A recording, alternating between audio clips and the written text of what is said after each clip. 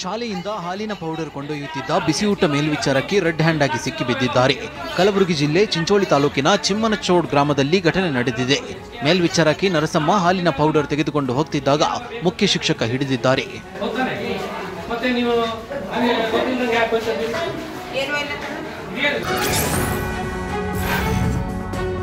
ಆದೇಶ ಪ್ರತಿ ಇಲ್ಲದೆ ಪಾರ್ಕಿಂಗ್ಗೆ ಹಣ ವಸೂಲಿ ಮಾಡ್ತಿರೋ ಘಟನೆ ತುಮಕೂರಿನ ಗೊರವನಹಳ್ಳಿಯಲ್ಲಿ ನಡೆದಿದೆ.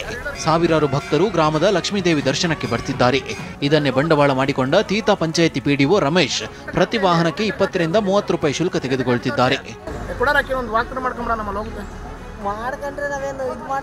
ಅಣ್ಣ ಟೆಂಡರ್ ಕಾಪಿ ತೋರ್ಸೋಣ, ಇದು ಟೆಂಡರ್ ಕಾಪಿ ತೋರ್ಸೋ, ಕರ್ಸೋ ಯಾರು ಕರ್ಸೋ. 14 ವರ್ಷದಿಂದ ಇರೋಂತ ಅನುಭವದಿಂದ ಹೇಳಿದೆ.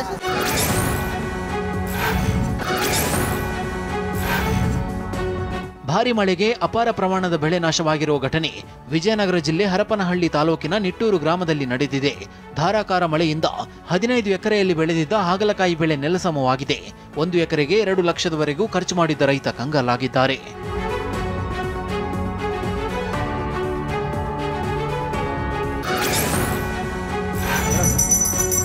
ಬೆಂಗಳೂರಿನಲ್ಲಿ ಎಂಎಲ್ಸಿ ಶರವಣ ಮನೆಯಲ್ಲಿ ವರಮಹಾಲಕ್ಷ್ಮಿ ಹಬ್ಬವನ್ನ ಅದ್ಧೂರಿಯಿಂದ ಆಚರಿಸಲಾಯಿತು.